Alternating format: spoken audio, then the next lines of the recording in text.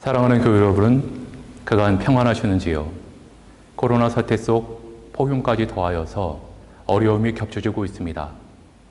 어느 어머님은 모일 수 없는 이 처지에 대해서 말씀하세요. 기다려도 너무나 긴 날들로 지치고 힘이 빠진다고요.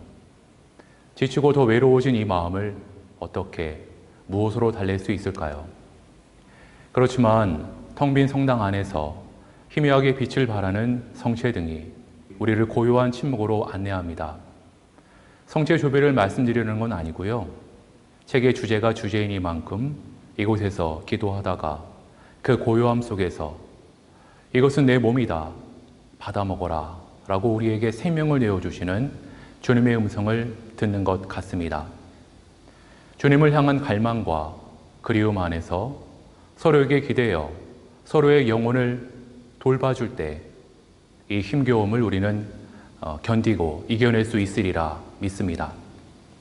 성찬예를 드리고 성체를 떼어 나누는 시간을 지금 우리가 가질 수 없지만 이렇게 전교 신앙특강 또 그 여정을 통해서 성찬예의 은총을 깊이 마음에 새기는 시간 안에서 지치고 더 외로워진 이 마음을 조금이나마 견뎌보려고 합니다.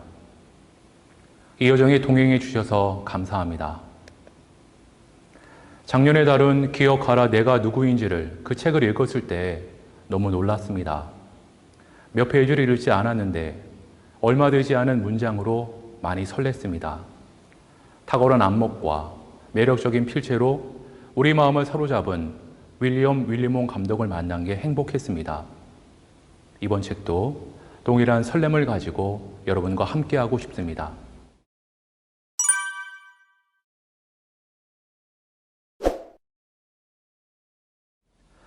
성서의 시작과 끝은 먹는 이야기로 채워져 있다고 해도 과언이 아닙니다. 창세기에서 첫사람 아담과 화하는 선과 악을 알게 하는 나무 열매를 따먹다가 하느님 명령을 거역했습니다. 종말에 관한 비유로 가득한 요한묵시록은 잔치 음식이 등장하는 어린 양의 혼인잔치 이야기로 마무리됩니다. 창세기에 따르면 창조주 하느님은 인류에게 음식을 주셨습니다. 이제 내가 너희에게 온 땅 위에서 나달을 내는 풀과 씨가 든 과일 나무를 준다. 너희는 이것을 양식으로 삼아라. 전도서 기자도 사람은 즐거우려고 잔치를 벌인다. 포도주가 있어야 살맛이 있다라며 음식이라는 선물을 기뻐합니다. 이 거룩한 선물은 우리 생명을 지탱할 뿐 아니라 우리 삶에 기쁨을 줍니다. 전도서 2장 24절은 말합니다. 수고한 보람으로 먹고 마시며 즐기는 일만큼 사람에게 좋은 일은 없다. 음식은 하느님께서 손수 내리시는 것이다. 그렇습니다. 음식은 하느님께서 내리시는 은총입니다. 주님이 주시는 것, 사람에게 주신 선물입니다. 복음서는 예수님을 음식과 음료를 주시는 분으로 묘사합니다. 우리 예수님은 먹는 일에 진심이셨는데요. 그래서일까요? 예수님의 식탁은 하나같이 중요한 사건, 기적이 일어나는 장소였습니다. 보십시오. 복음사가 요한에 따르면 예수님의 활동, 공생애가 본격적으로 시작된 곳은 가나의 혼인잔치였습니다. 예수님의 첫 번째 기적 이야기가 펼쳐지죠. 예수님의 활동으로 이보다 더 좋은 시작이 수천 개는 있어 보이는데 병든 이들과 마귀를 쫓아내는 치유 사건에서 시작하거나 루가복음 4장 18절 주님의 성령이 나에게 내리셨다. 주께서 나에게 기름을 부으시어 가난한 이들에게 복음을 전하게 하셨다. 눈먼 사람들을 보게 하며 주님의 은총의 일을 선포하게 하셨다 하신 예수님의 취임 설교에서 시작할 수도 있었고 그게 아니더라도 물을 포도주로 변화시킨 일보다는 더 좋은 것을 만들어낼 수 있을 것 같은데 다른 모든 자리와 모든 상황을 두고 잔치 자리를 예수님의 시작으로 선택했습니다. 물론 주님께서 주시는 여느 선물이 그렇듯 음식이라는 선물도 오남용될 수 있습니다. 창세기에서 노아의 경우를 보아도 올바르고 흠없고 하나님을 마음에 모시고 사는 노아였는데 포도주는 노아를 취하게 해서 수치를 당하게 만들어버립니다. 배가 터지도록 먹고 세상에 왜 이렇게 많이 먹었지 중얼거리거나 머리가 어지러워서 휘청될 정도로 술을 마셔보면 음식과 음료가 지닌 양면성을 분명히 알게 되지요. 예수님은 당신을 따르는 이들에게 나를 기억하여 이 예를 행하라. 빵과 포도주를 먹고 마시는 일을 행하라고 명하셨지만 초대교회에서 성찬에서도 폭식과 폭음은 문제가 되었습니다. 금식 이야기를 좀 해보려고 합니다. 구약에서 금식은 참회의 징표였습니다. 잔치가 축제와 기쁨의 징표라면 금식은 비탄과 애도의 징표였습니다. 속죄의 날, 이스라엘이 죄를 고백하는 날에는 온 민족이 금식했습니다. 신약시대 교회에서도 금식하는 이달이 나타나면서 강한 사람과 약한 사람 사이에 갈등이 생겼습니다. 사도 바울로에 따르면 모든 음식을 감사하며 자유롭게 먹고 마시는 이들은 강한 사람이었고 채식을 하고 금주하는 이들은 약한 사람이었습니다.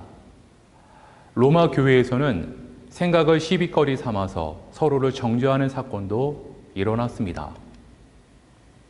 왜 바울로는 채식하고 금주하는 이들을 신앙이 약한 사람이라고 규정했을까요? 음식과 관련해 바울로의 핵심 조언은 감사함으로 음식을 받으라는 것입니다. 음식을 놓은 식탁에서 우리가 감사 기도를 하는 것은 곧 모든 음식과 음료를 주님께서 주시는 선물로 받아들인다는 뜻이 됩니다. 그렇게 우리의 먹고 마시는 일은 성스러운 맥락에 놓이고 우리의 식사는 예배로 변합니다. 전통적으로 성찬을 할 때 성직자는 빵과 포도주를 들고 사람들을 초대하면서 이렇게 말합니다. 이는 주님의 백성을 위한 그분의 선물입니다. 그리스도인들에게는 주님께서 주시는 모든 음식이라는 그 선물, 고등어, 오징어, 닭고기, 돼지고기, 당근, 양파, 감자, 스파게티, 짜장면, 초콜릿, 커피 등등. 여러분이 좋아하시는 음식은 어떤 건가요? 우리 그리스도인들은 모든 음식을 먹을 자유가 있습니다. 하지만 때에 따라 약한 사람들을 고려해 강한 사람은 자신의 자유를 제한해야 합니다.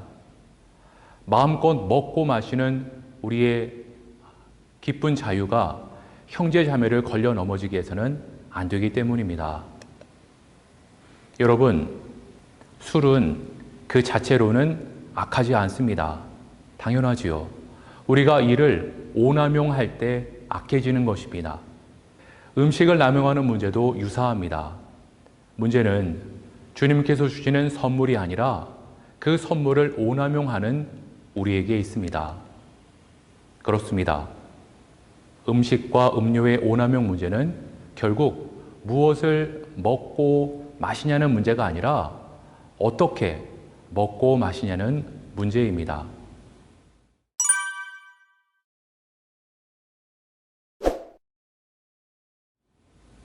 금식 이야기를 좀 더 살필게요. 앞서 언급했듯 금식은 죄, 질병, 죽음의 징표였습니다. 슬픔과 참회의 표시이기도 했습니다. 하지만 금식은 때때로 자신의 우월감, 덕을 전시하는 수단이 되기도 했습니다. 그렇게 바리사이바 사람들과 같이 금식을 실천하던 많은 이들이 자신이 어떻게 저 헐렁한 먹보여 술꾼보다 맞습니다. 그들은 예수님을 그렇게 불렀어요. 저 사람은 먹고 마시며 죄인하고만 어울리는구나. 즐겨 먹고 마시는 먹보여 술꾼이라고 불렀습니다. 금식하는 자신들이 훨씬 더 우월하다고 생각했던 것이지요.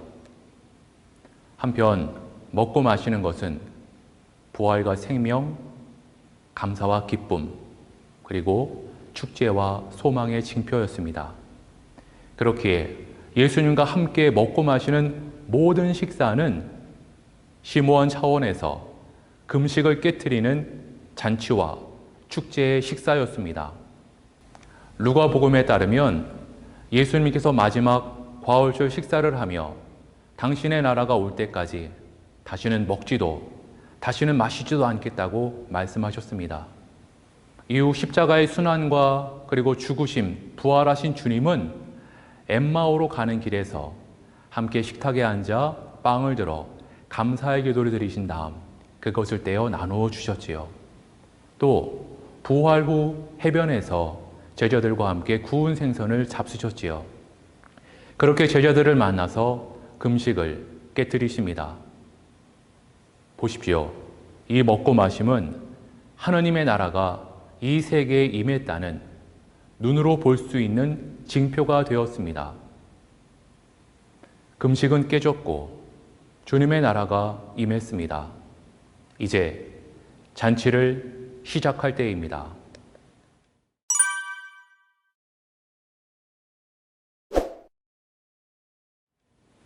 여러분, 예수님께서는 우리를 먹고 마시는 기뻐하는 자리로 초대하십니다. 슬픔과 고통, 이 세상의 아픔을 외면하지 않으면서도 모든 것을 한데 모아서 이를 새로운 눈으로 보게 해 주십니다. 고통받는 사람, 아픈 사람, 배고픈 사람들을 다 이렇게 초대하셔서 잔치와 축제를 여십니다.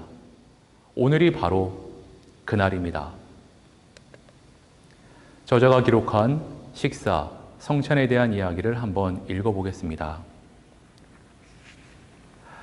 라틴어로 만찬을 뜻하는 말은 콘비비움인데 영어보다 식사에 담긴 의미를 더 잘 설명해 줍니다. 콘비비움은 생명과 함께 하는 것입니다. 예수의 이름으로 예수와 함께하는 식사는 생명과 함께 먹는 것입니다. 우리는 먹고 마심으로써 생명을 나누고 기쁨으로 축제에 참여합니다. 가나의 혼인잔치에서, 다락방에서, 엠마오로 가는 길에서, 혹은 교회의 성찬 식탁에서 그 영광을 맛본 사람은 이전과 같은 식으로 먹고 마실 수 없습니다. 주님의 식탁에서 주님과 함께 먹고 마시고 나면 그 경험이 우리의 모든 식탁을 밝혀줍니다. 우리가 먹고 마시는 자리는 주님의 영광이 밝히 드러나는 자리이며 그 영광의 응답으로 우리는 그 영광에 참여합니다. 감사함과 기쁨으로 먹고 마시는 모든 일이 성찬이 될 수 있습니다. 예수님께서 잔치를 시작하시며 우리를 초대하십니다. 한번 생각해 보시죠.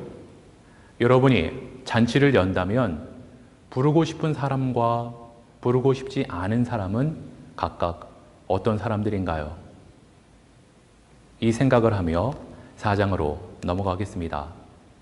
4장의 소제목은 나 같은 죄인을 구원하시는 당신은 누구십니까? 입니다. 4장은 네 복음서 중에 루가복음을 따르고 있습니다. 등장인물은 네 사람인데요. 예수님, 바리새인, 레위라는 세리, 행실이 나쁜 여자입니다. 이런 이해를 가지고 가도록 하겠습니다. 예수님 당시에 예수님을 비난하는 이들이 있었습니다. 율법학자들, 바리사이파 사람들이 대표적인데요. 그들이 예수님께 분노했던 이유 중 하나는 그분이 함께 식사하는 사람들 때문이었습니다.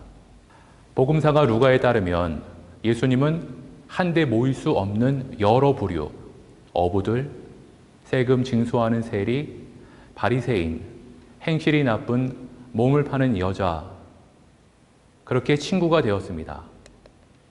바리새인은 예수님에게 충고했습니다. 선생님, 누구와 밥을 먹을지 신중하게 생각해야 합니다. 식사를 하는 식탁은 친밀하고 거룩하며 변혁적이고도 신비로운 장소입니다. 계속 누군가를 미워하고 싶다면 그 사람을 식사 자리에 초대해서는 안 됩니다. 식탁은 친밀하고 신비로운 장소이기 때문이지요. 바리새인의 말처럼 우리는 누구와 밥을 먹을지 신중하게 생각해야 합니다. 예수님께서 본격적으로 활동을 시작하고 처음 제자로 부른 사람은 세금 징수원 레위라는 세리입니다. 복음서에서 세금 징수원은 악인이었습니다.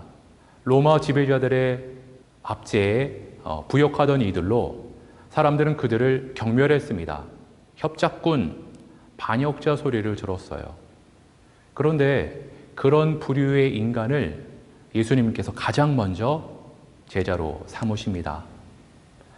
루가복음에 따르면 이 레위라는 세리가 예수님과의 잔치에 가장 먼저 참여하는 사람이 되었습니다. 분명 누구와 밥을 먹을 것인지 신중하게 생각해야 한다고 말씀드렸는데 레위의 식탁에 앉아있는 예수님을 바리새인들은 도저히 용납할 수 없었습니다. 바리새파 사람들, 바리새인은 매일 삶에서 마주치는 문제들에 종교적인 대답을 주기 위해서 노력하고 실천하는 이들이었지만 복음서에서 보면 명실공히 혹평을 받는 사람들이었습니다. 루가에 따르면 바리새인들은 율법을 문자 그대로 지키는데 자부심을 느끼는 이들, 고상한 척하는 이들, 다른 사람의 필요를 헤아리는데 관심이 없는 이들이었습니다. 루가는 바리새인들을 예수님의 적으로 묘사합니다. 맞습니다. 예수께서 그들을 위선자, 회칠한 무덤이라고 부르셨습니다. 바리새인은 불결한 이들과 접촉하지 않았고 사람들에게도 그들을 피하도록 가르쳤습니다. 그들에게는 그것이 정의였거든요. 하지만 예수님은 레위뿐 아니라 바리새인들이 배제한 모든 일을 부르셨습니다. 주님은 차별하지 않으셨습니다. 바리새인들은 기름 부은 메시아가 오셨다고 기뻐했는데 정작 그분은 경계를 허물어 죄인으로 보이는 저들을 초대하시니 왜 화가 나지 않겠습니까? 레위라는 세리와 식사를 했던 예수님은 이제 어떤 바리새인의 식탁에 초대받아 앉아 계십니다. 마침 그때 그 동네에 행실이 나쁜 여자가 살고 있었는데 여인은 예수님을 만나기 위해 향유가 든 옥합을 가지고 그곳에 갑니다. 문제가 발생하지요. 여인은 예수 뒤에 와서 발치에 서서 울면서 눈물로 그 발을 적시었고 자기 머리카락으로 닦고 나서 발에 입 맞추며 향유를 부어드렸습니다. 보십시오. 바리새인으로서는 용납할 수 없는 행동이었습니다.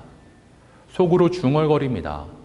정말 예언자라면 저 여자가 어떤 여자며 행실이 나쁜 여자인지 알았을 텐데. 하지만 성서는 분별하기보다 무작정 가련한 이들을 돌아보셨던 예수님을 증언합니다. 그분 앞에서 우리의 사소한 경계짓기와 구별은 무색해집니다. 맞습니다.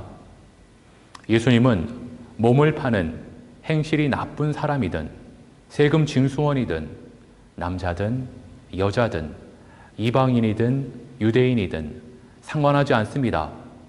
구별하지 않습니다. 그가 누구이든 초대하여 함께 식사를 하셨습니다. 저자가 기록한 성찬에 대한 이야기를 읽어보겠습니다. 존 웨슬리는 성찬을 성도들이 스스로의 거룩함을 자축하는 식사가 아니라 죄인들의 삶이 변화되는 식사로 보았습니다. 그에 따르면 성찬은 구원받은 이들을 거룩하게 하는 성스러운 의례일 뿐 아니라 구원을 향해 가는 이들을 위한 회심의 성례이기도 합니다. 웨슬리 또한 주님의 만찬은 죄인들이 함께 참여하는 식사라고 생각한 것입니다. 매춘을 한 죄인, 교회의 지도자인 죄인, 자기가 죄인이라는 사실을 아는 죄인, 자기가 죄인인지도 모르는 죄인, 이들 모두가 죄인이며 예수께서는 이들 모두를 식사의 자리로 부르십니다. 그 때문에 웨슬리는 정식으로 교회의 구성원이 되지 않은 신실한 구도자들도 성찬의 자리로 받아들였습니다. 그가 제시한 유일한 조건은 부활하신 그리스도를 만나고자 하는 갈망뿐이었습니다.